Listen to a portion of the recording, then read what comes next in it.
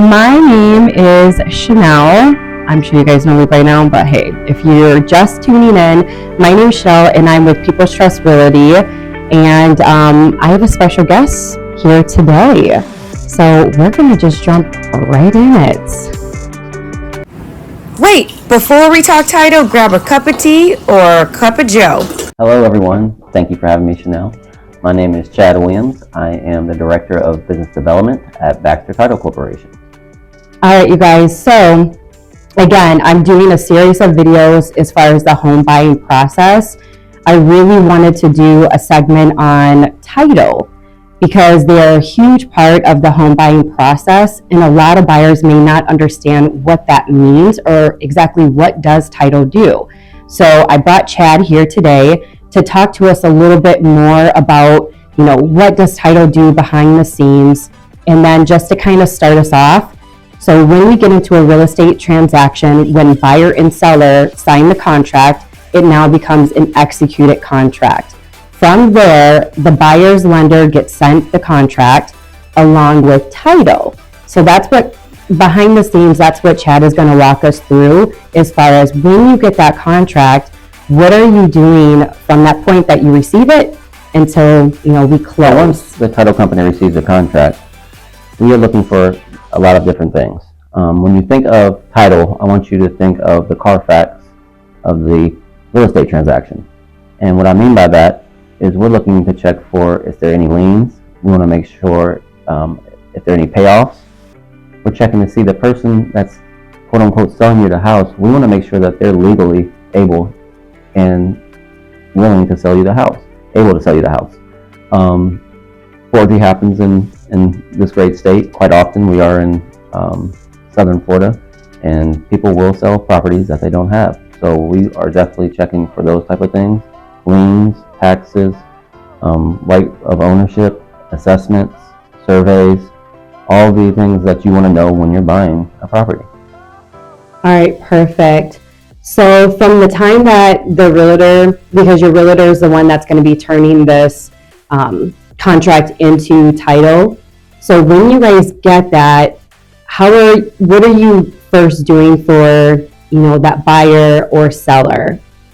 Well, first, escrow, which is we're holding money, right?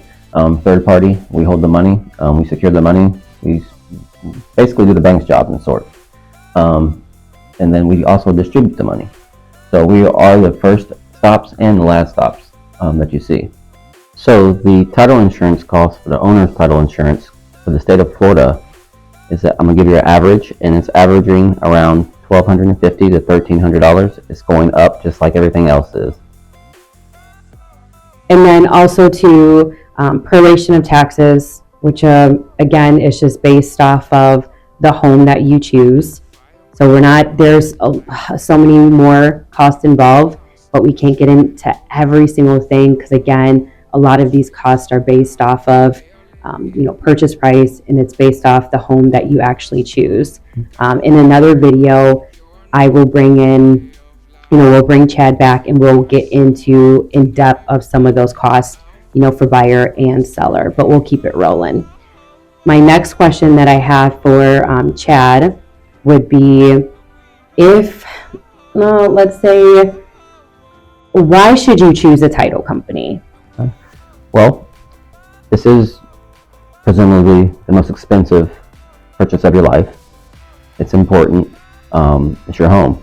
So your insurance, you're insuring your home. That's why it's important.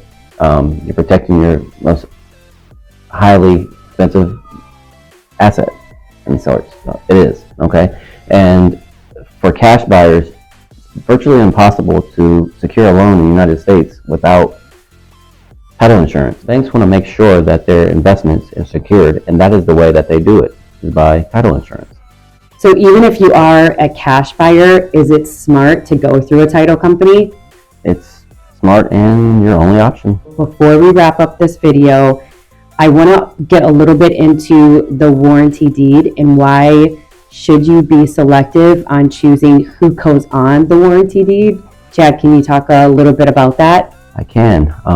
This is very near and dear to the heart. I'm all for love, but we need to be careful on who we put on the warranty deed, because with a simple signature and 45 minutes to an hour of your time at a closing table, that means somebody halfway owns your property, your parents' property, your grandparents' property, something you worked your whole life for. Generally speaking, if your significant other is not responsible enough to be on a lease, I would not recommend putting them on. The warranty deed. Thank you. All right, guys, we are wrapping up this video. Thank you so much for allowing us to tell you a little bit more about the title process. I hope it makes a little bit of sense. We'll come back later and do another video, more in-depth video. But thank you guys so much and enjoy your day. Thank you.